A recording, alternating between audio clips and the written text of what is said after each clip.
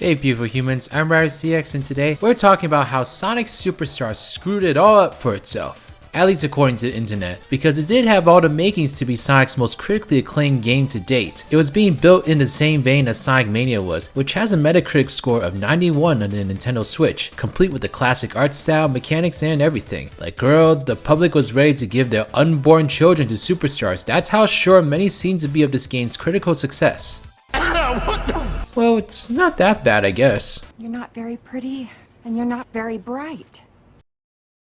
Okay folks, on a serious note, a 75 on Metacritic is really not that bad, especially when it comes to a Sonic game. I mean, remember, Sonic Frontiers, widely considered to be one of Sonic's best 3D games of all time, has a Metacritic score of 71. So Sonic is certainly no stranger to the review scores in this realm. For Frontiers though, it was almost expected, as 3D Sonic games have almost never been critically acclaimed except for maybe the adventure games when they first debuted. The 3D Sonic game has always been difficult to excel at due to a multitude of issues I won't go into, but it is an entirely different case for a 2D Sonic game. When it came to Sonic Superstars, there was a subtly established expectation that this Sonic game would blow critics out of the water and become a critical juggernaut. So when it turned out that would not be the case, in typical Sonic fandom chaos, there was some mess to unfold. If you think about it, the classic style 2D Sonic game is just held in a different space compared to Sonic's other titles. These were the type of games that put Sonic on the map, the type that your parents know him for. Their impact knows no bounds, and they've no doubt had the largest influence on all present Sonic media, especially the movie franchise. Sonic Mania in particular did a lot of work to re-establish 2D Sonic as a critical force. But if you think about it, that game relied so much on the classic formula, utilizing the same art style and even pulling environments from the original trilogy. So as long as the game didn't play too differently, it was bound to be received well. Superstars is the first 2D title in a while that tries to evolve things a tad, coming with fully 3D characters / environments and a host of new features and mechanics being introduced, such as the Emerald Powers and all the multiplayer options. So isn't it truly a bitch of a reality when the slightest bit of experimentation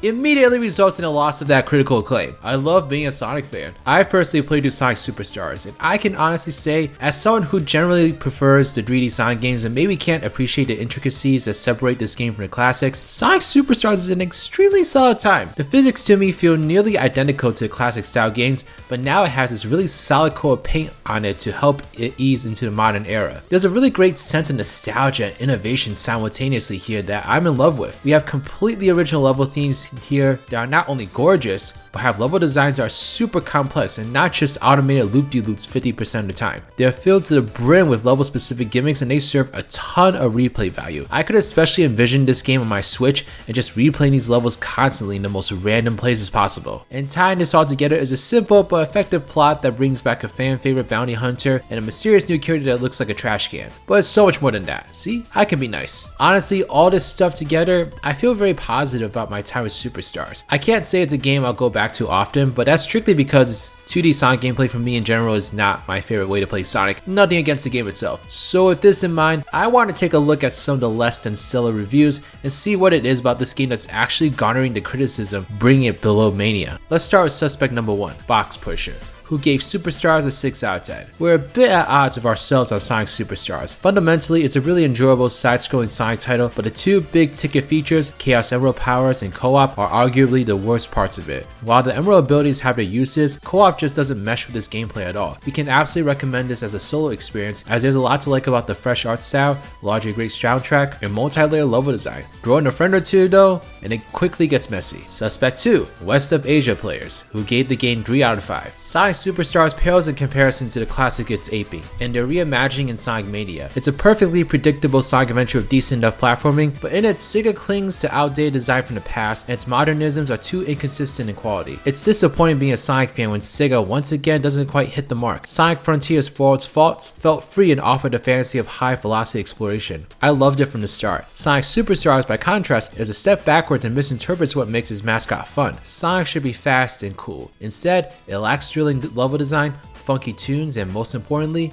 flow. And of course, at number 3 Iguana, who actually gave the game a 7 out of 10. So what do you know? I started head chalk over heels for Sonic Superstars, but the more time I put into it, the easier it was for me to see its Eggman-sized flaws. I wonder how long it took them to come up with that. The decision to focus more on exploration was a great idea on paper and creates a unique dynamic to each level, but I wish it hadn't sacrificed speed in exchange. The boss designs are creative and clever, but often wear out the welcome with long periods of being untargetable and occasionally frustrating one-hit KO mechanics. The soundtrack may not have anything as iconic as Hydro City or Spring Yard Zone, but it features some excellent additions to an already long list of Sonic bangers, if only the sound design was up to the same quality standard. And while the campaign is still enjoyable, Superstars' multiplayer components are far worse options than anything in past Sonic games. Like digging emeralds out of a rough, Sonic Superstars' new ideas end up feeling like a mix of both interesting and ill-advised, making it an amusing Sonic game but not exactly a super one. So with these reviews, I saw 3 main components sort of come up in almost all 3 of them. So let's go ahead and explore these commonalities. Point number 1, the multiplayer.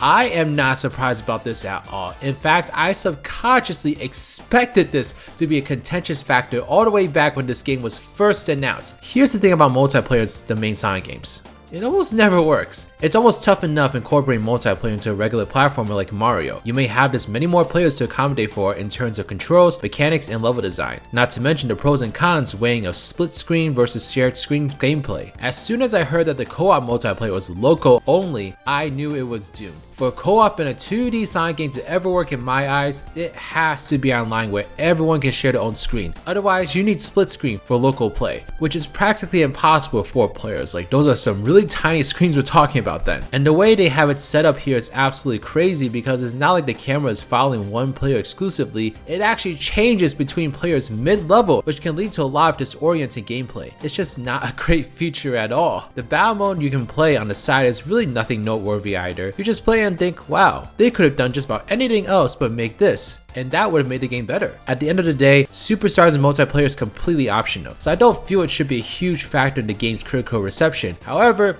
it was a heavy part of the game's marketing, so I can't blame people for bringing it up constantly. Point number 2, the Emerald powers. The special powers you get from obtaining each Chaos Emerald didn't really end up having a huge role in the game. I mean, they're there, but I personally did not have the urge to explore using their powers, especially because it involves selecting them through a wheel in game, and when I'm in high-speed Sonic gameplay, that's about the last thing I want to do, aka stop moving and open the menu. Again, like the multiplayer, this isn't an integral feature of the game, so I don't think it's fair for the game to get a ton of criticism for this. But again, it was a heavily marketed feature of the game, so like Sega kind of did it to themselves, you know? Point number 3, level design. And this is where I'm truly lost and why my ignorance to the intricacies of 2D classic games may be to blame here. I've read criticism of how the level design makes you stop in your tracks more compared to other classic games and how that can ruin the flow of the gameplay. I mean, that sounds logical, but I don't know if I'm just dumb, but I literally experienced the exact same things in the classic Sonic games, like Marble Garden Zone. Anyone? To me, playing Sonic Superstars feels like a nearly identical experience to the classic games in the most basic form.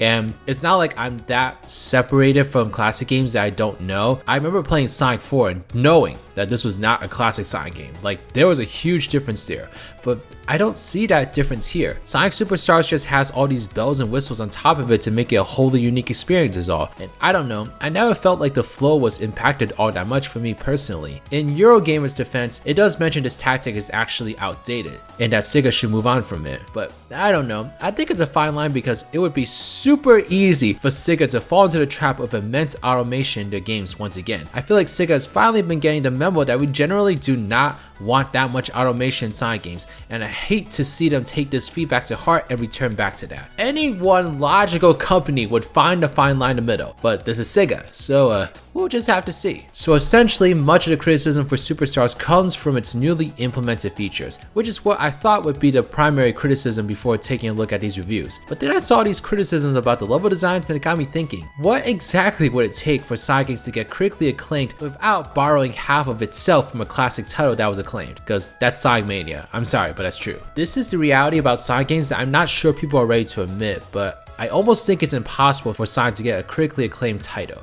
First off, critics are not unbiased. No matter what person is writing that review, they will always have this preconceived notion that Sonic games have had their faults in the past, and to not be surprised if the newest one is the same way. It's also why almost every Mario game has 9 out of 10s across the board, even games that arguably really don't deserve them. The reputation of a franchise is extremely powerful. But also, most critically acclaimed platformers are able to ease the player into their world and are overall extremely accessible experiences for the public. Not the case at all with Sonic. Sonic overall tosses you into the world immediately, and you have to learn how to play him on the go, because that is literally the nature of Sonic. He's fast and needs to go fast. And honestly, it's hard to get into almost any Sonic game with this mindset. This is why Sonic game's first level is so integral, because it needs to be designed just right to allow players to go fast enough to give them the feel of a proper Sonic game, but also just light and easy enough to allow them to explore the controls. Do you think Sonic would be where he is now if Marble Garden Zone was the first level of Sonic 1, or any level in that game for that matter? But the reality is Sonic is just not an easy franchise to get into. You are going to want to throw the control at the wall numerous times in Sonic's best games when you first start playing them. And if you're not, the game is overall seen as way too bland and easy. And this is a problem with critics of all backgrounds reviewing Sonic. It's just inevitable that a good portion of these critics won't get it, unless Sega and Sonic Team figure out a magical way to continuously create a revolutionary way for people to ease into a game where the basic principle is going at high speeds and reacting to obstacles at a tenth of a second's notice. It will always be a tall order for players, especially for those that aren't invested, i.e. many critics. I've always been among the camp of fans where I try to downplay the critic scores of Sonic games in the sense that you ultimately need to recognize that perhaps they aren't the intended audience of these games, and that if you're a big Sonic fan and have enjoyed these games in the past, as long as there are no red flags about the game being broken beyond belief, the game is usually worth a shot. So did Sonic Superstar screw itself over? It sort of did, trying to incorporate these new ideas that aren't foolproof, but at the same time, it was sort of inevitable even if everything went right. I know this sounds like no human on the planet Earth ever, but I'd actually love to be wrong. I would be ecstatic to see a Sonic game get critically acclaimed in my lifetime. I would love to die being wrong about that. Okay, well, not die, but like get some kind of severe punishment. You know what I mean. But unless it's a near replica of the classics a la Sonic Mania, I just don't see that. But I mean, Sonic has pulled off much more impressive feats in his career, especially recently. So I wouldn't count him out just yet, but I'm not gonna hold my breath personally. But alright y'all, that's everything I had about this game. So let me know your thoughts about Sonic Superstars in the comment section below, and let me know what you think about the review scores, because I don't know, like every Sonic game, there's always a discussion about the review scores. I definitely want to hear your thoughts. And be sure to subscribe to my channel if you like this discussion, because one, that would be a really nice thing to do. I'd really appreciate it. And two, I got way more videos like this coming up, so definitely subscribe if you want to watch whatever comes out next. And if you have any ideas of what you would like me to talk about, then let me know in the comment section below as well. But alright y'all, thank you so much. This is Riders, riding out.